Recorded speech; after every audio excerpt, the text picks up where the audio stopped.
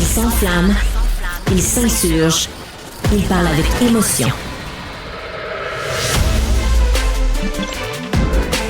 Francis Gosselin. On a appris ces derniers jours que le Canada allait imposer des nouveaux droits de douane sur certains meubles importés. Et là, il n'est pas question des États-Unis, mais bien d'autres pays. Pourquoi est-ce qu'Ottawa a pris cette décision-là? Est-ce que les mesures vont donner un coup de pouce aux fabricants québécois? Et évidemment, est-ce que les consommateurs vont être impactés par tout ça? On voulait y voir plus clair. On est joint par Gilles Pelletier, qui est président, directeur général et responsable de la production des données personnelles, de la protection des données personnelles, pardon, à l'Association des fabricants de meubles du Québec. Bonjour, M. Pelletier. Bonjour, M. Gosselin. Gosselin, oui. Donc vous avez évidemment eu vent de cette mesure. J'aimerais un peu, comme plusieurs de nos auditeurs, comprendre pourquoi est-ce que le Canada a fait cette annonce, dans quel contexte là, est-ce qu'on se situe actuellement du côté de la fabrication de meubles? Ce qui se passe présentement, c'est sûr qu'il y a eu ce qu'on appelle une sauvegarde. Il y a différentes façons quand il y a on détecte qu'il y a ce qu'on appelle du dumping.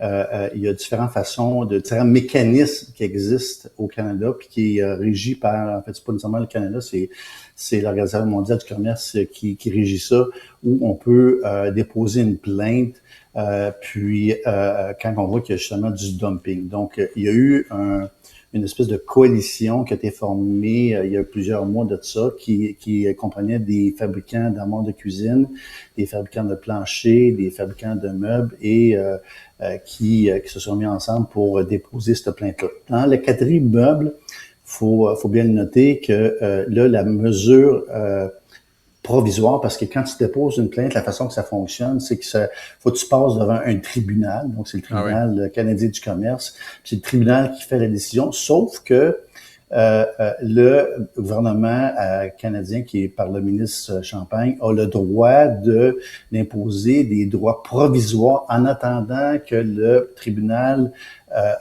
fasse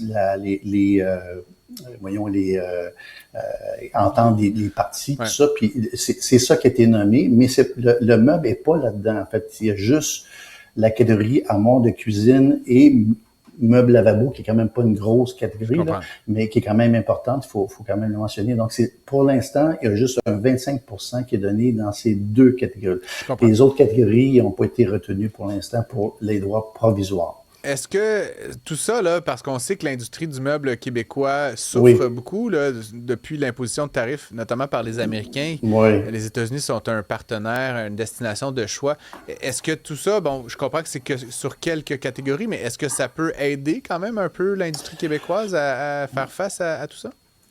Ben, pas vraiment, parce que c'est sûr que c'est un signal intéressant, puis on faut le rappeler là, que le dumping, là, c'est une réalité qui existe, puis on comprend là, pour les consommateurs, puis les détaillants, on comprend tout ça, mais le dumping, c'est quand même illégal, puis c'est des réalités que la plupart des pays industrialisés vivent présentement, puis c'est principalement la Chine et le Vietnam là, qui créent ça, donc c'est sûr et certain que on est content de voir qu'il y a une mesure qui a été prise, mais pour nous, c'est pas suffisant. Il faut aller plus large que ça, puis il faut pousser les autres catégories. Puis effectivement, puis là, c'est sûr que le 338, la dernière section, la dernière invention de Donald Trump, de mettre le 338, là, ça nous touche fortement.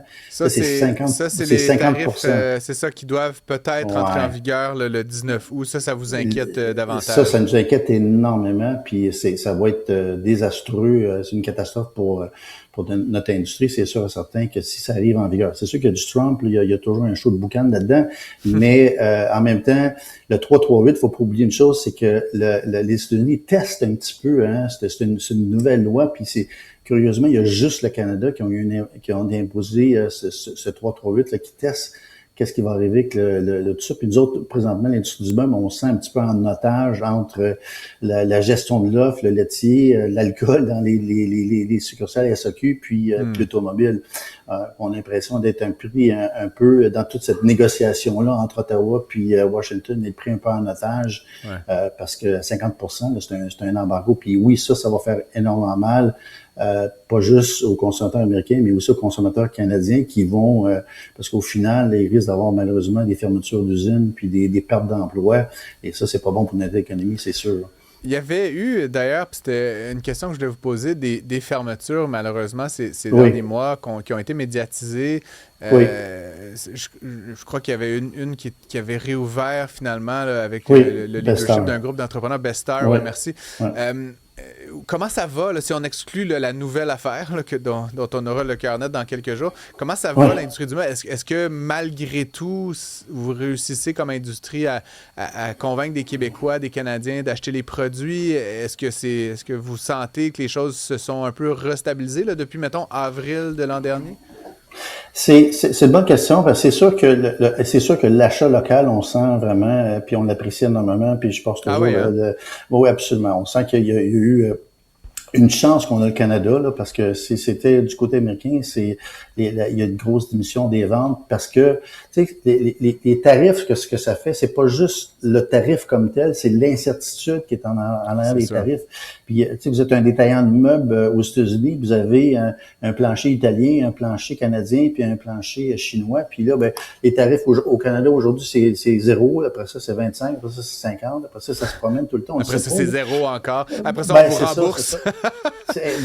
Exactement, oui. Fait que là, les détaillants américains, ils ont tellement d'incertitudes que là présentement, ils nous voient, nous autres, les Québécois, les Canadiens, comme, tu sais, on est quasiment rendus dans le même bateau que les Chinois et les Vietnamiens. Avant, on faisait partie de la même équipe. Tu sais, on mange chez McDonald's, on écoute Netflix, puis tu sais, mais maintenant, tu sais, c'est comme, on n'est plus sûr de vous autres. Fait que cette incertitude-là fait en sorte qu'on a perdu beaucoup de business, malheureusement, même si avant le 338 qu'on vient de parler, techniquement, si tu étais capable de prouver que tu avais le certificat d'origine puis tu prouvais que tu étais fait ici au Québec, tu pouvais traverser la frontière sans tarif. Mais là, à partir du 19 août, ça va être 50%, puis ça va être c'est désastreux. Donc, l'industrie réussissait quand même à s'en sortir avec des ventes au Canada qui est en croissance pour plusieurs. Mais généralement, le meuble résidentiel, c'est plus difficile. Le meuble de bureau va un petit peu mieux que le meuble commercial va un petit peu mieux que le meuble résidentiel parce qu'il y a encore le retour du télétravail dans les bureaux, ce qui fait en sorte que les entreprises investissent dans ça, mais le meuble résidentiel, c'est plus difficile. Et c'est ce qui a fait aussi qu'il y a eu des fermetures d'usines que tu as parlé tantôt. Oui, je comprends. Et là, donc, pour la suite, comme vous le dites, il y a quelques éléments là, qui sont protégés par ces nouveaux tarifs. Il y aura donc cette décision là, qui sera rendue. Et évidemment, le 19 août, on aura certainement une décision du côté américain. Si on se projette à plus long terme, là, le Québec, c'est quand même, de mémoire, là, un des secteurs du Canada qui produit le plus de meubles dans la fédération. Tout à fait, oui. Qu'est-ce qu'on voit là, pour cette industrie-là dans 5 ou 10 ans? Là? Est-ce que vous êtes malgré tout optimiste? On est encore optimiste parce que puis d'ailleurs, on a eu une discussion hier, on a eu l'occasion de parler avec le ministre Drainville à ce sujet-là. Donc, les gouvernements font leur job d'écouter ce qui se passe dans les industries qui sont affectées par le 338. Puis c'est sûr qu'on est encore optimiste parce que, tu sais, la raison pourquoi que le meuble, il y a un écosystème du meuble au Québec, c'est 40% de la production canadienne, c'est quand même important. C'est 22 000 emplois, 4 milliards de chiffre d'affaires. On est une des rares industries au Québec qui exporte. Donc, quand on exporte, on crée de la richesse. Donc, la raison pourquoi on a une industrie du bois, c'est parce qu'on a du bois.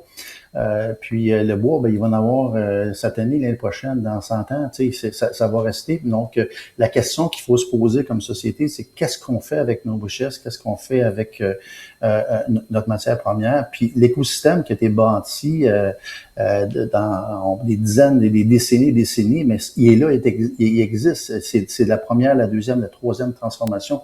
Puis je dis souvent, je préfère bien plus qu'on vende un meuble à des Américains que de vendre un 2x4. Maintenant, ce qu'il faut faire comme industrie, c'est sûr qu'il faut se diversifier. Malheureusement, pour des raisons économiques, puis on n'est pas les seuls qui est dans ce problème-là. 97% de nos exportations vont vers les États-Unis. Puis là, il faut se diversifier, il faut aller dans d'autres pays, d'autres continents, Mais ça, c'est un travail à longue haleine. Donc, c'est ça qu'il faut vraiment travailler dans les prochaines années. Parce que la raison pourquoi on a du meuble aussi, c'est grâce, tu sais, on est créatif ici au Québec. On a, tu sais, on réussit à faire des beaux meubles. On n'est pas des Américains, on n'est pas des Européens. On a un design exceptionnel. Puis le meuble, il y a un côté design, un côté, tu sais, qu'il faut ça prend un élément wide, ça prend l'innovation, on fait vraiment des beaux meubles. Puis on est compétitif, faut pas l'oublier aussi. On va aller faire aux Danois ce que les Danois nous ont fait. On va leur dire les meubles canadiens, vous voyez comme c'est magnifique. Je suis certain que ça va bien fonctionner. Gilles Pelletier, merci beaucoup d'avoir été avec nous. C'était vraiment très intéressant. Je rappelle que vous êtes président, directeur général et responsable de la protection des données personnelles à l'Association des fabricants de meubles du Québec. Bonne journée. Merci, Francis. Au revoir.